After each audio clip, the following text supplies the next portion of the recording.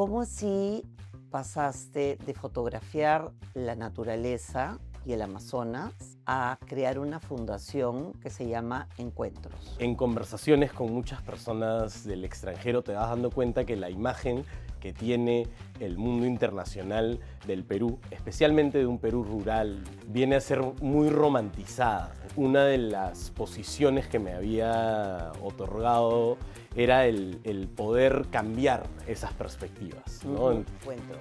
Es una fundación que está trabajando en Loreto en temas de agua. Y la gente pensará, "Ah, Loreto, agua, si lo que sobra es agua".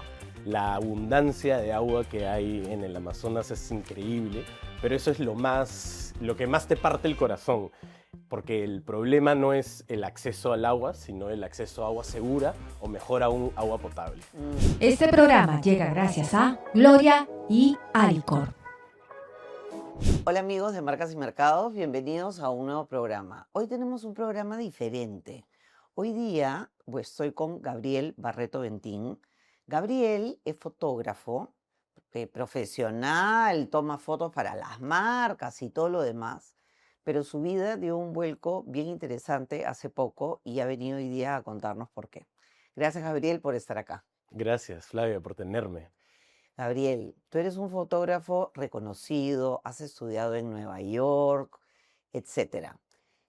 ¿Cómo así pasaste de fotografiar la naturaleza y el Amazonas a crear una fundación que se llama Encuentros? Cuéntame, ¿dónde se dio ese clic?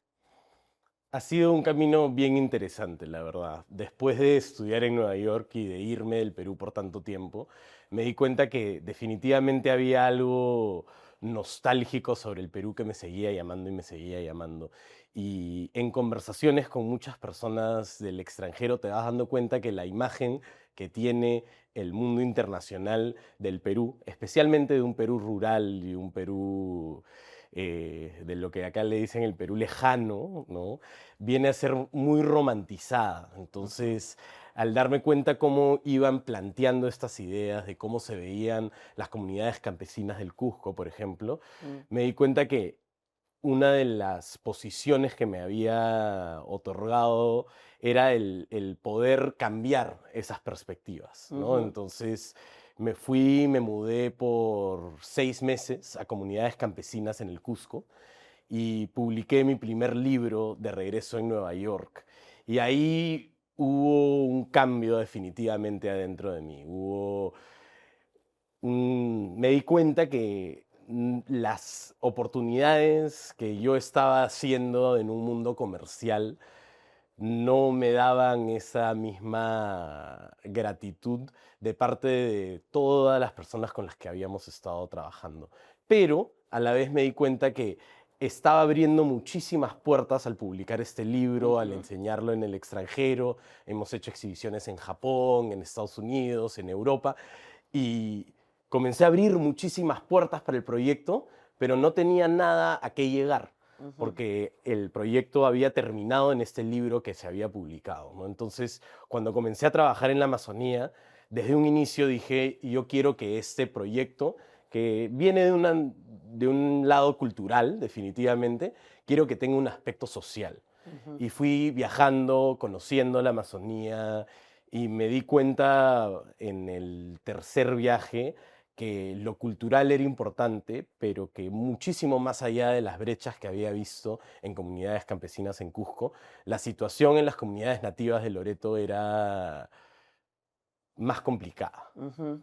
Por decirlo menos. Más complicada para ponerlo muy elegantemente. Ujú. Entonces, ahí fue que comenzó este cambio y a inicios del año pasado, cuando termino una ya tercera edición del segundo libro y digo, oye, esto me gusta, lo quiero presentar, me digo a mí mismo, no, no lo voy a presentar hasta que tenga todo el lado social concreto. Yo pensé que iban a ser un par de meses y regresábamos.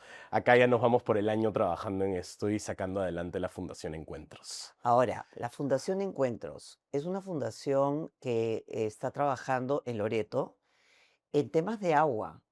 Y la gente pensará, "Ah, Loreto, agua, si lo que sobra es agua". Cuéntame por qué agua en Loreto. ¿Qué es lo que has visto? Es muy interesante lo que dices porque es una pregunta que me han hecho antes, ¿no? La abundancia de agua que hay en el Amazonas es increíble, pero eso es lo que más te parte el corazón, porque el problema no es el acceso al agua, sino el acceso a agua segura o mejor aún agua potable. Mm, ¿Qué pasa? Que el capital humano de la región no puede mejorar hasta que las situaciones básicas de salud hayan sido resueltas.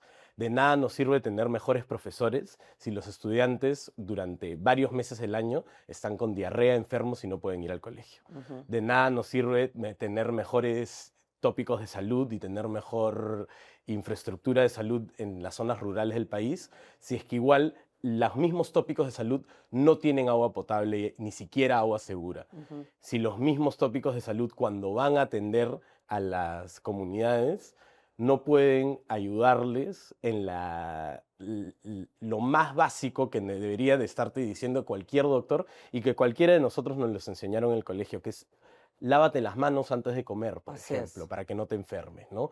Entonces, el acceso a agua y saneamiento es una brecha que en la región de Loreto, que viene a ser del tamaño de Alemania, más o menos, Ujú. no hay el 99.9 personas que viven en Loreto no tienen continuidad de servicios de agua y saneamiento en ningún momento. Entonces, O sea, no hay agua. nadie en Loreto tiene todo el día, las 24 horas del día, la potestad de poder abrir Un su caño. propio caño, excepto si tienen su propio tanque, ¿no? Pero Claro, pero eso no lo tiene nadie. la red pública, ni siquiera en la ciudad de Iquitos, funciona el 100% del día. Entonces, Ujú. el acceso y las brechas son las más grandes del país. Entonces, al haber tanta agua, el problema es cómo tratamos esta agua para poder tomarla, ¿no? Uno piensa, y lo que pasa mucho con estas conversaciones es que te dicen los pueblos nativos que viven ahí, los pueblos originarios que viven ahí, las comunidades nativas, han vivido y sobrevivido por siglos en Ujú. estas condiciones. ¿Por qué ahora es que tenemos que ir a ayudarlas a darles agua con tanta urgencia si toda su vida han vivido con esa agua, con falta de esa agua y Ujú. saneamiento, ¿no?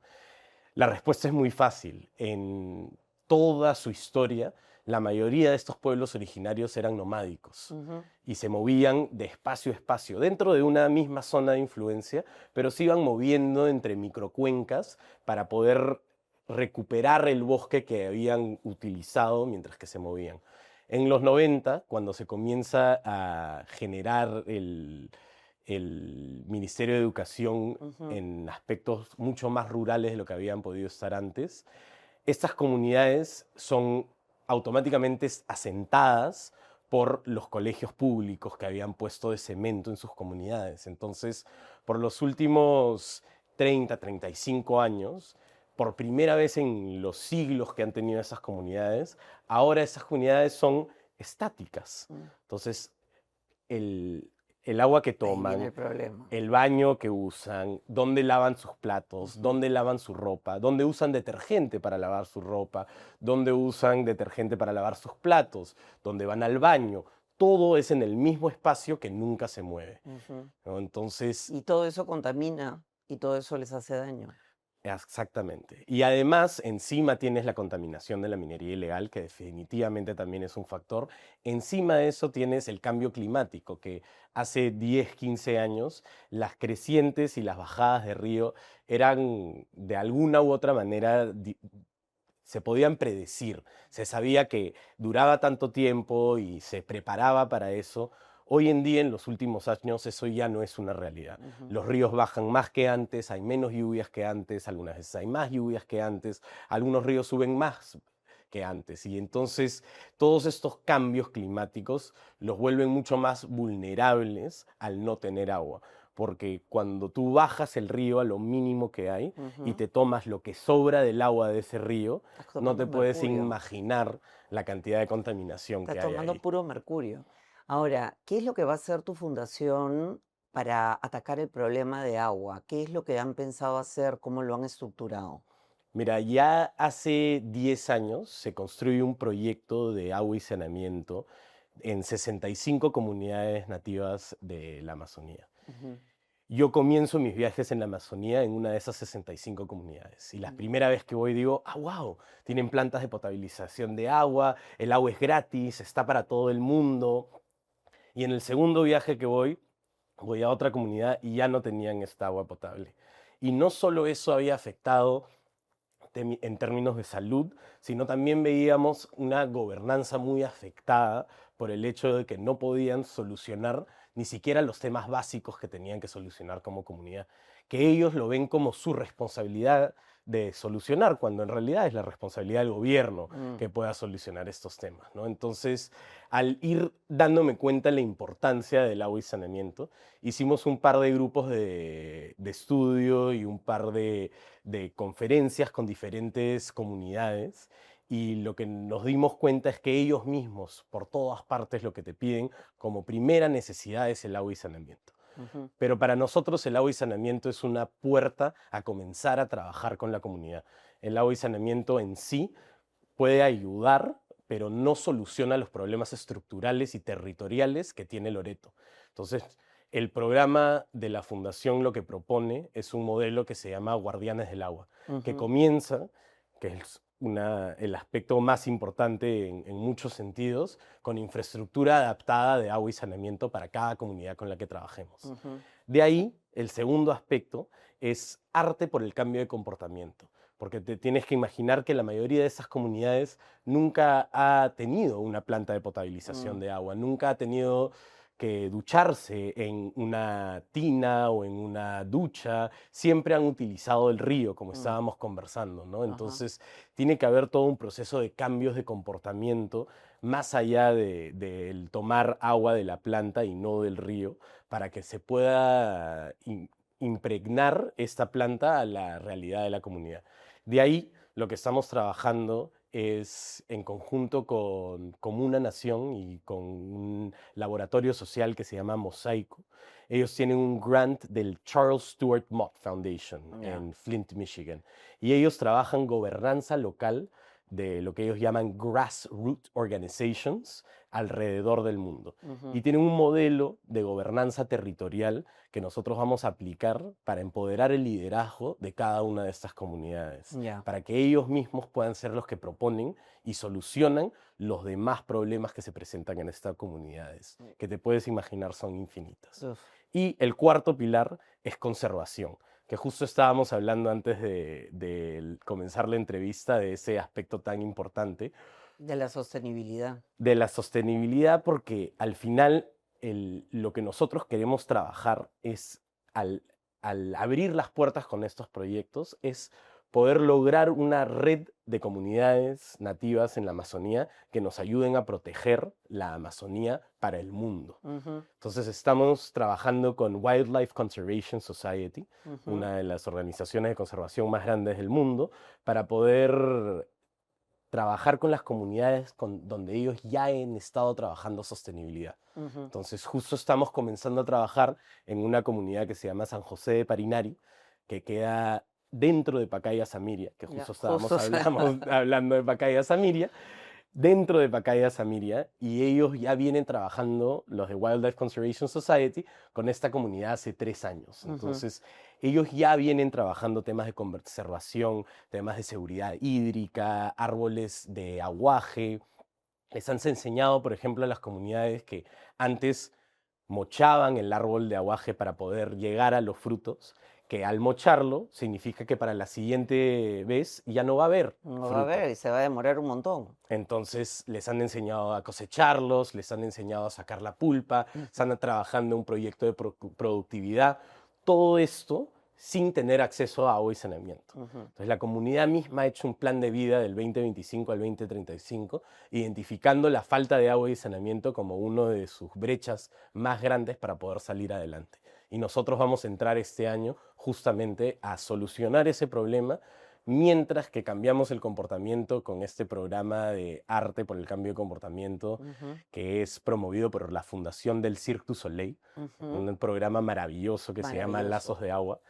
Y con todo esto en conjunto, queremos poder armar un piloto demostrativo de esta comunidad para enseñarle al mundo cómo realmente podemos hacer un cambio en territorio y esperemos poder replicarlo en las miles de comunidades más que existen en la Amazonía peruana y en la Amazonía regional. Así es. Ahora, y nadie es consciente, ¿no? Porque ahí está, nadie se entera porque, claro, tú abres el caño y está. Y de lo que has dicho, hay cosas que me llaman, me quedo con, uno, traerles la planta. Dos, educarlos, porque sí, yo me acuerdo que cuando he ido a hacer estudios a algunos distritos en Lima, alejados, que tampoco tienen agua, lo primero que hacen cuando les ponen la red de agua es abrir el caño y es como si fuese una fiesta, porque no lo pueden creer. Y no solamente es agua, sino también es desagüe. Ujú. Entonces, la educación, la gobernabilidad y la sostenibilidad en el tiempo del programa. ¿De dónde sacas la plata para hacer todo esto? Por favor, ayúdennos.